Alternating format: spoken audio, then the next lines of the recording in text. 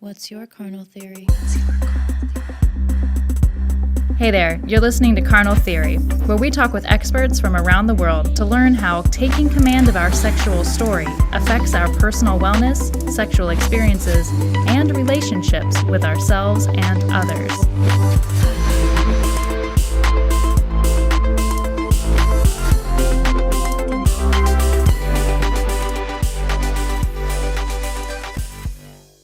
Hello, everyone. I'm Abba. And I'm Amanda. Today on Carnal Theory, we're sitting down with Dr. Rachel Allyn. There isn't much Rachel doesn't do. She's been working in the field of psychology and wellness for over 2 decades. She's a yoga instructor with a 500-hour certification, a retreat leader, a pleasure expert, and a writer. In fact, her new book, The Pleasure Is All Yours, dropped July 27th and is available wherever you purchase books. Rachel, it is lovely to see you again. I can't wait to dive into this week's topic. Good to see both of you. Thanks for having me. Our absolute pleasure. Thank you. Thank you. Let's use that word as much as possible. Pleasure. That makes me think, what movie was it? Oh, shoot. What's his face where he's like, pleasure, when he's like acting as God? Oh, Bruce Almighty? Yes. pleasure. Oh, I better go find that clip. Watch that movie. Yeah, that'd be a good promo.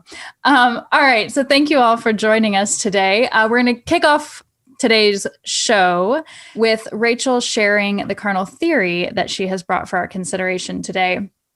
And in relation to our topic at My Sexual Biography this month, which is ethical non-monogamy, Rachel's brought something for us to consider. And just as a reminder for our listeners, carnal theory, it's meant to be something that maybe challenges a perception or presumption that you might have regards to our monthly theme and your sexuality. And so we'll discuss it during the show, and then we'll loop back on it at the end of the episode and see if maybe even during the course of this conversation, your thoughts around it have changed. So Rachel, if you would, please share with us what you've brought for us today. All right. It is that there is no one sexual path to take. You create your path by making it. Yes. Ta-da. Yes. Should I continue? You certainly may. You can elaborate. Yeah. Well, and I think that there's a lot to this. One is that we, as many of us are aware, there has been these messages, primarily like the idea of heteronormative messages, as far as the when, the how, and the what of sex, and if there's even any conversation at all. And the extent to which sex is, at least kind of the good old fashioned American way, it's very performative. Like, this is how you should do it. It's very mechanical. This is how you do it. It's very outcome based. Like, this is sort of why you do it, to produce something.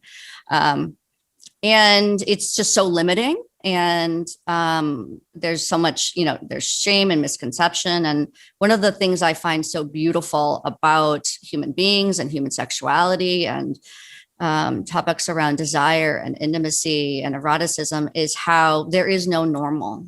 There isn't any, this is the way. And when we liberate ourselves to step into connecting to our own body, our own desires, what is sex and intimacy and eroticism to us, and then really chart that path forward, it's very empowering, and it can bring up a lot. I'm not saying it's all fun and good times, but it really can be, I think, a portal to such inner knowing and the kind of synergistic intimacy with others that you also maybe can't achieve alone.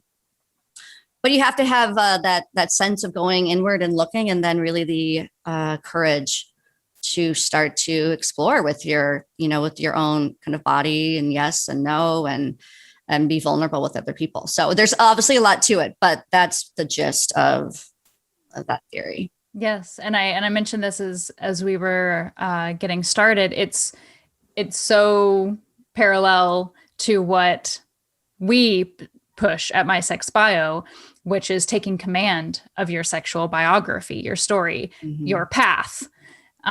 You have control over writing it. You create your path by making it, as your theory says. And there's not one correct path.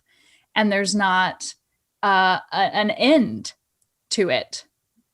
Just like Right. any other path, any other part of your life story, your career, your family, or whatever, it's how you want to shape and form it. And not a single one is correct. Because it's Right. like, And can okay. always be evolving and growing. And one of my favorite quotes is that, we go about life as if it were a problem to be solved, not a mystery to be lived. And the same could be said for really the growth and leaning into to be more intimate with your own self regarding your sexuality. And it can always maybe be shape shifting, and there's some beautiful mystery to that. And that being said, it can also be really scary for people to be in their body, let alone with someone else. So it's a beautiful thing. It can be, I've heard somebody once say, sex can be magic. It can also be tragic. And so there's the shadow side of it. And that's part of why I guess we all do what we do, is that we have these conversations to help, I guess, liberate others as well from the ways in which they might feel really buried or stuck along these lines. Yes. And in those like socially cast constructs, one of them is that you just have one partner. So in relationship to the theme and part of what we're focusing on today, where your path might take you might be non-monogamy. And so we want to get into what ethical non-monogamy is. And if you could, Rachel, could you maybe talk a little bit about maybe some of the misconceptions around ethical non-monogamy? I'm going to do that more than once. I can feel it in my mouth already. We just say ENM. ENM. People know. Yes. Yes. ENM. Yes. I mean, some of the misconceptions are that it's cheating, that it is a way to avoid intimacy, that the people engage in it are promiscuous, that it's only about sex. And there's probably many more. And then I think just misconceptions of just, it means, somebody, I don't know, they can't control themselves, or again, that idea of just being sexually promiscuous or things. Even though in fact, it can be about all sorts of things that are also about emotional intimacy and connection, and exploration and self-discovery, and things that help to even enhance the primary relationship. It can be about enhancing communication and, learning and growth that way as well. But those are the main misconceptions that come up for me. Maybe the two of you also have some more to add. Well, I'll call out, I love that you brought up that it's not just about sex, that this is not explicitly sex. Like relationships are more than sex. So monogamy isn't saying who you're just going out and having sex with. Like these are relationships, and you get many things out of that. And sometimes, as you just made a lovely list of, it's emotional growth, it's, intelligence, it's learning different communication styles. It could be a number of things that maybe you bring back to whoever maybe your either primary partner is, or however you are, whatever your relationship status is. Yeah, I really appreciate that. That's a great misconception to knock out. Yeah. And it can be a way to also learn more about boundaries, about expressing your needs and wants, I think dealing with jealousy is probably one of the main things that a lot of people might first think of too. And that it can be a factor, no doubt. And it really entails, for when we say ethical, that it does entail, there's a lot of truth and honesty and communication, and a lot of things that are important in relationships in which there is monogamy, more maybe traditional models as well. Would you say that that's the main, sorry, Amanda, would you say that that's the main differential factor of just non-monogamy versus ethical non-monogamy, is that communication aspect? Yeah, I think honesty, certainly, agreement, checking in, being open and honest. That I would say that's, and really working together to figure out how it can work for the parties involved. So the main thing that comes to mind for me is just that element of being open versus hiding. That's where I think conversations like this are so important, because there might be all sorts of people out there that felt the only option was to do it in a secret way, because they didn't even have the tools to know how to bring it up, or it's really scary to even talk about it. And so, but then the body and kind of our inner desire sometimes will just also, if there are unmet needs, they will go find a way to get them met. And so conversations like this, at least then, are giving people the opportunity to know that, hey, this is a conversation that people are having. You could have too. And that for somebody that you respect and care about too, it will only enhance things, or it'll certainly give you information to talk about it. I think one of the bigger misconceptions I think of is the relationship between ethical non-monogamy and polyamory. And I think a lot of people use the term polyamory, or at least in my communities, I've heard that term a lot, and I don't hear the term ethical non-monogamy as often. Do you know the relationship between those two terms at all? Between polyamory and, well, because there's so many different ways to be in relationships. So that might be what people most often think about. But I mean, there's a difference between open relationships and polyamorous relationships, as there is, and then there's maybe where it's really focused on the same three people, like the term throuple. There can be, more larger, where there's more than 2 or 3 people involved. Let me just actually see, because I have right in front of me, even just, there's so many different ways to be in relationship too, that I mean, there's monogamish, right? There's of course more casual dating or casual sex, open relationships. There can be polyfidelity, there's hierarchical relationships, there's cuckolding, swinging, threesomes. So that's where I think, although polyamory might be the term people maybe most often associate, there's a lot of variation within being outside of a monogamous heteronormative situation. Yeah, totally. Yeah. You were mentioning in communicating what you want, what a partner might want, and maybe wanting to try out ethical ENM. Yes, you did it. Do you have suggestions on how to start that conversation? If it's something that people would like to explore, or at least see if their partner might be interested in it? Well, I would apply really just core communication skills to that, of first really checking in with your own self and your motives and reasons and your needs, and getting clear on that as best you can. And then whenever we start something with really it coming from our heart and kind of our wants and needs, as opposed to blame or something they've said or done. I think also couching it in terms of what would be the shared goal, and if there is one, and how it might also be something that enhances rather than distracts. For example, for some people they might do really well with really kind of sharing in their life together, but not necessarily their kind of sexual life together. And because those can be two really different compatibilities. I think also maybe explaining it in terms too of how most psychologists and researchers would say that it isn't necessarily natural to be monogamous, and that everybody, one of the beautiful things about human beings is that we have different temperaments, dispositions, we're oriented differently, and it is not for everybody. And really making it about that kind of the individual, as opposed to any sort of reflection of the other person being bad, wrong, or lacking.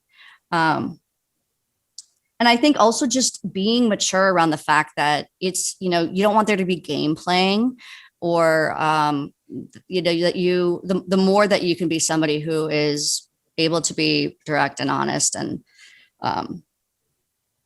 and just really mature, then that will help. Because even if you introduce it, but then later there is some sort of game playing or kind of half sharing or not really holding true to open flow of communication and checking in. It requires a lot of also checking in too.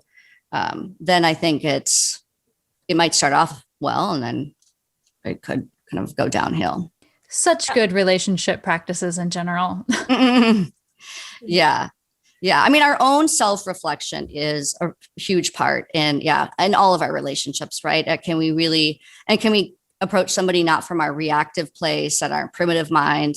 And that's why I do a lot of embodiment stuff, is just the more that we are also regulated in our bodies, the better those conversations are going to go. The better we do have opportunities to truly listen to our own voice and our authentic voice. And I think it's good to just get clear on, what is it that we're, seeking or looking for, wanting to expand into, and none of it's good, bad, right, wrong, so much as just that curiosity piece. And if you have that alignment, probably the more pleasure you're going to have. Right? Yeah. I feel like often, we're talking about there's no one sexual path to take, right?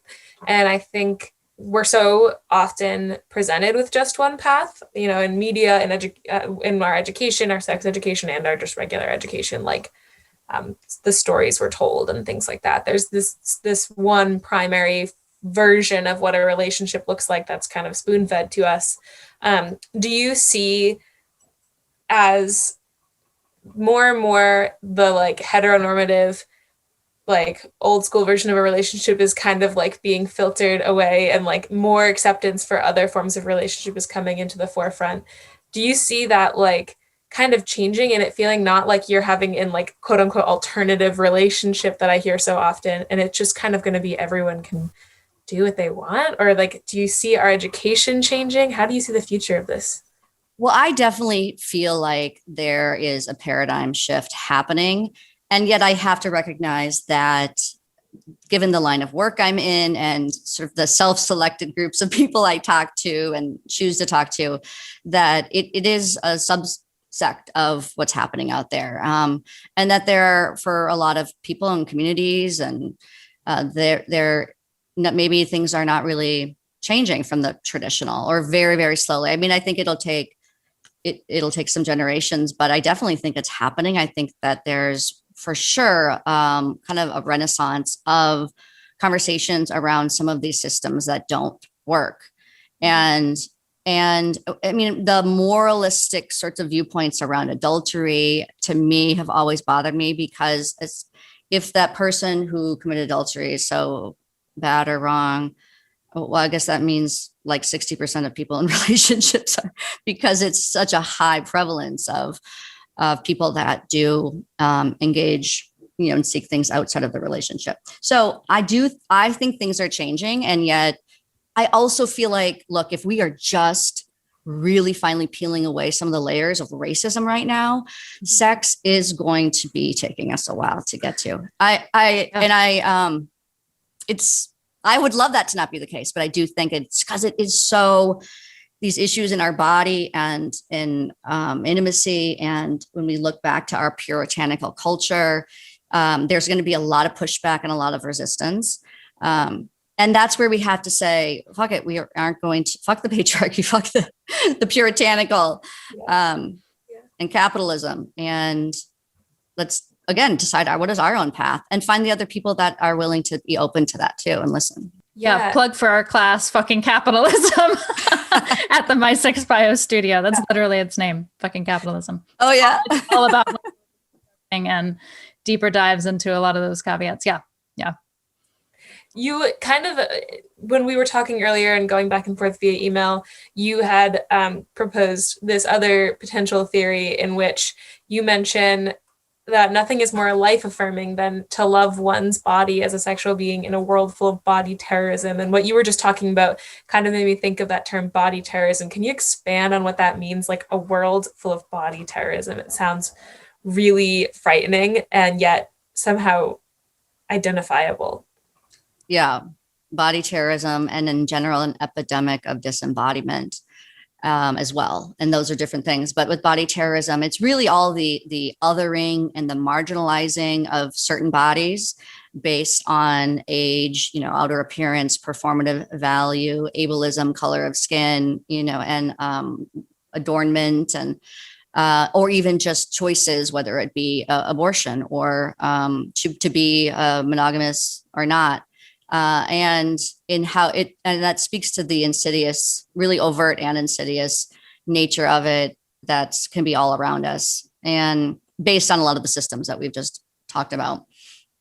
And so it can be a radical act to first dive into embodiment and really be in our bodies. It can be really uncomfortable for people. And then to just really step in and love, maybe not love all the time, but step into more than just acceptance, but loving our particular body with all that it does for us, and the difference and beauty in the difference of bodies, and all that our bodies can do, not only to be a resource for healing and joy within ourselves, but research shows that just bodies together, whether you be in a spin class together or a music concert together or yoga class, that fosters greater altruism and compassion for others. But yeah, those are the main examples, I guess, that come to mind when I think of body terrorism. I want to segue this into your book that just came out, The Pleasure Is All Yours. And I want to mention how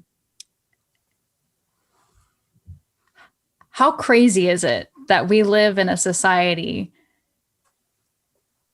completely built around profiting on our own self-hatred.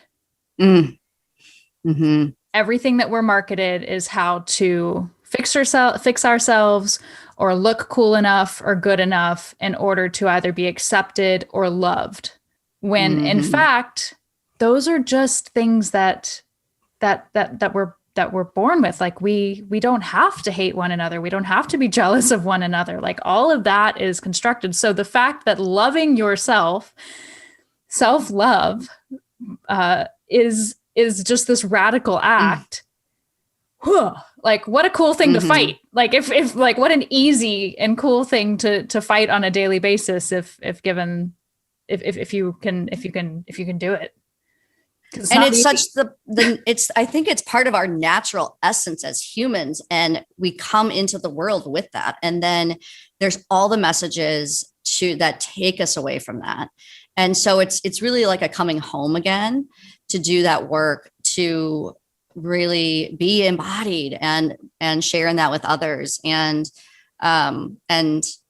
especially even intergenerational trauma, even just not even necessarily all the things that we experience in our own life, but also what we have been somewhat imprinted in us from our ancestors. But I think a lot of it might start with recognizing that things like pleasure and eroticism are really these powerful life force energies that I think in the past, collectively in our history, were very scary. They were misunderstood. They seemed too primal, too animalistic, but guess what? We are animals. And so there was this, basically these things became dirty words and dirty concepts. And I think now we're like pulling back kind of the curtain on it all and saying, no, these are actually just the opposite, that rather than it, pleasuring ourselves or with others, rather than it being lavish, it's actually helps with connection, with even resilience, a sense of belonging. So it's like, we got to flip this on its head and really name it for what it is. I mean, I even, there's just so many words, even just like, oh, you're so emotional, like it's dirty. Well, yeah, I'm emotional because human beings are emotional creatures and our emotions are really valuable gifts. So yeah, it's interesting how language has, I was just talking with people yesterday too, about this whole phrase of losing your virginity. It's like this, you just lost this important thing, which is really, then you're not even recognizing what a wonderful developmental milestone that as humans, it's meaningful to move towards. We're not even recognizing that. We just put so much pressure on the when and the how. Are you doing it right? Get it right. Anyway. You don't lose your first word. You don't lose your first gesture. You don't lose your first piece of, eating. Like these are all like carnal parts of us. Like they keep us alive. They keep us moving on. Like those are externally placed, constructs. So could you talk a little bit about your new book, The Pleasure Is All Yours? yes, pleasure's all yours. And then it reclaim your body's bliss and reignite your passion for life. And I think to your point, though, about this idea of self-help everywhere, so much of what's at the core of me writing this is really people coming back home into their own wisdom, like their own natural right to joys, to feel good, to be human, into our humanness. So it's even though I talk about bodyfulness and it's a new word, it's not necessarily that new of a concept. It's really drawing upon embodied mindfulness, also some somatic methods to release trauma from the body, but then also really owning our right to pleasure, which draws a little bit from tantric philosophy, which has been very misunderstood, but around a very, very long time, which says that just pleasure for the sake of pleasure, not because we toiled away and bent over backwards and finally earned that little morsel, but that as human beings, that is our kind of our right, our birthright to enjoy and luxuriate in moments of pleasure of different kinds and life's pleasures. And then there's an aspect of Tantra that's also particular to sex. And so the book started off with these two things that really confused me as somebody that grew up in a sex positive household and as somebody who grew up as an athlete. One, why is there such profound mind body disconnect? Why have we really been over the centuries encouraged to disconnect from the body, and that the brain is elevated as the seat of all reason and the body is savage and not to be trusted, and how that continues to this day? And then also this whole pleasure and repression issue of why is pleasure bad and dirty? Why is there so much repression? Why is something that is a life force energy? Why is there this split from that as well? So both our body and our right to pleasure are these things that we've really been shamed away from. And yet connection and bodyfulness really can be the way to not only step into the pleasures we deserve, but be a way to also cope with life's inevitable pain. And I think why I wanted to write about pleasure too is talk about marginalization. Nobody would dispute our right to joy or happiness, but pleasure deserves a seat at that table too. But yet again, it's marginalized. We've had a reductionistic attitude that it's just sex, and eroticism and sex can certainly be pleasurable. And then there's also, if we're not able to really enjoy moments of pleasure on a walk or some food we just cooked, and really own it there, it's going to be a lot harder to even bring that into the bedroom and our intimate life. So it talks a lot about bodyfulness and different ways to cultivate bodyfulness as a path to different types of pleasure. I mainly focus on sensual, playful flow states, both whether it be in our livelihood and our work or in our kind of other adventures in life, and then also eroticism and sex. And altruistic pleasure is also something I believe in, but part of why I didn't really talk about that is because a lot of the book is aimed for people who they need to reclaim it because so much of themselves is giving to others and they feel guilt for giving to themselves. For those individuals in particular, helping to just kind of release the shackles of guilt that they're bad or wrong for giving to themselves. Yeah. How would you say that bodyfulness represents itself or presents itself in a relationship, and like what are the benefits of that? I think that it definitely helps with communication. Mm-hmm. Because when we are more self-regulated, it means that we really know what we need right now. We're able to come from kind of our intuition or kind of a raw, because our body is this raw data. And then our mind can come in with the storylines and the stories we tell ourselves. And so I do think that there's a better discernment process when we are really embodied in that way. And we have interoception, that deeper body intelligence that is really unique to us. It's not about all what the systems say or our parents said. So I think there's an authenticity and an inner knowing that helps certainly with communication, that helps with what do I really want and need and desire, as opposed to, others or I think it also can help with sort of boundaries, because within the embodied mindfulness element, you're really noticing like, what are your limits within, that cause and effect of your mind and your body, the outside world, your inner world. And it's a really, it's not this good, bad, right, wrong kind of shaming philosophy, like a lot of people in the US may have grown up with around their body and sex. So my hope is, it's certainly much more freeing. And so people feel it's their right to kind of ask for what they want. Doesn't mean we'll always get it. But if we're stuck in our head, we're not utilizing this really amazing resource to heal, as well as a resource to experience joys and pleasures. And we look for things outside of us to do that instead. There's any number of addictions and things that instead we turn to. Yeah. And I think you were alluding to this just a little bit ago, that like pleasure can help heal other bad things that happen in life, other maybe negative aspects of life. Like pleasure is healing. Pleasure might also hold pain. Like it might like you might associate pleasure with some traumatic experiences and depending upon what you've been through. But it can also be a source of healing. Yes, a source of healing, whether it be just in the moment when you need some grounding or centering or release, some surrendering, or even with kind of older, deeper traumas and blocks, to then, like if you think of, for example, playful pleasure, inherent in play, there's different types of play, but some of them can really involve like kind of this risk taking, and then to try that new activity or that new type of play, that sometimes there's a little bit of like risk involved, and then you step into it and you experience something that then is enjoyable. It kind of helps set you up for taking more risks, maybe with other things that who knows whether they end up always being pleasurable, but it does, I think, help build.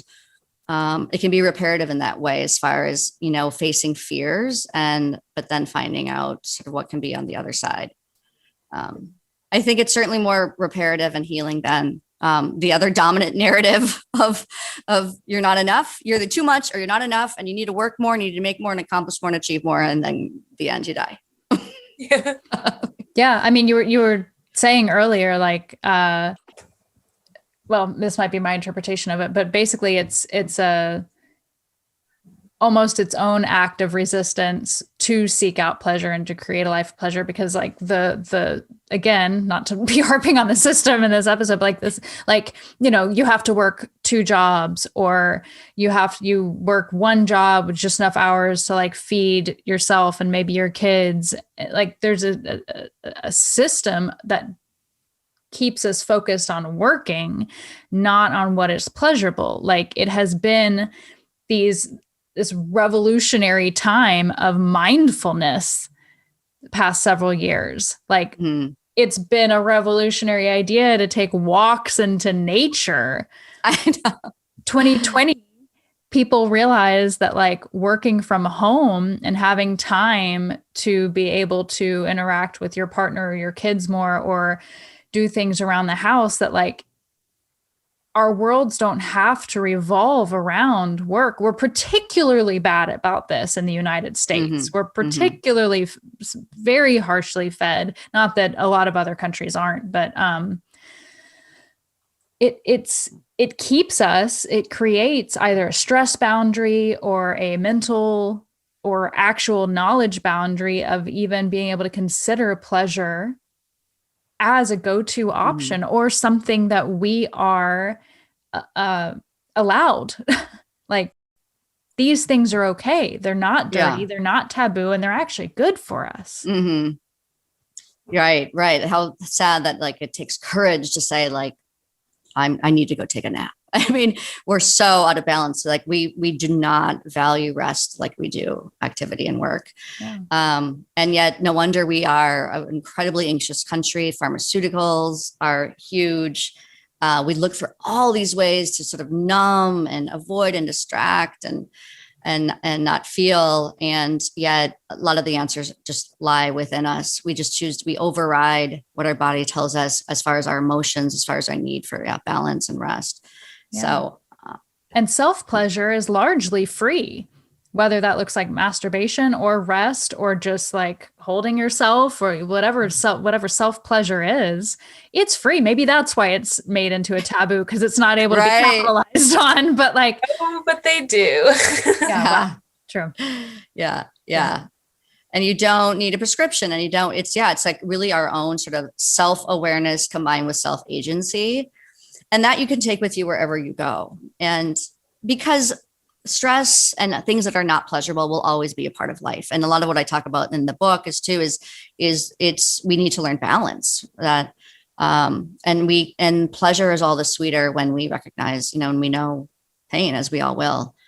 But that I do think that it's something that we hold within our own self to be able to, this idea of self-regulation such that we aren't just in survival mode, and we have more confidence to take some of those risks that can lead to different pleasures. And even when we think about work and jobs, for some people, they derive a lot of pleasure from their job, and that's wonderful. And I would just say, is it something that you over-identify with such that then it comes at a cost of, not having some of the other pleasures of relationships or rest, so everything, of course, is a delicate balancing act. And that's, again, why I like the topic, is that it's nuanced, and same with ethical non-monogamy. I think that it is a practice. It's something that you cultivate, and that's where you check in with the other person or people involved. It isn't just like we have that one talk, boom, it's figured out. And ENM might be your version of pleasure, because that allows you to either have a more holistic sexual life, sexual path, live that out, or it might mean that it allows you to have a more holistic just relationship, and therefore how you are regulated based upon like how you interact with others is what you need. Yeah. And I think for some people too, there's, we talk a lot about just communication and setting the terms and understanding, but for some individuals, whatever sort of rules are created, they're going to want to break them. I'm not saying that I'm like, do you, but I do think that, there's like open relationships, or there are people who don't have a primary partner, or they don't, and nor do they need to. I don't think we don't even need marriage. We don't even need some of these things. There's a lot of sources of love in our life that doesn't have to be like, okay, I guess I wanted to expand that beyond maybe what we typically think of as there's a couple, one person wants to look outside of the relationship. There's also ways in which somebody might not ever want to be in a longer term situation. And my hope is that whoever they are connecting with intimately, there is a way in which they can just kind of share their truth of what they do or don't want. Again, not having the game playing. But I kind of wanted to open up that idea that, there's nothing wrong with us for being single, for wanting to be single and have casual sex, as long as it's consensual. So it's not always coming from the, a couple that then one person decides. Although that might be the most common that I work with. And there's all sorts of other things, like living apart together is a really common thing too, where people might be married, but they don't live together. And so it's not about sex, but maybe also, again, challenging that traditional paradigm. And I think that's wonderful. Space. We learned during the pandemic, space it's gold. Yes. Thank you for bringing that up. Really good points.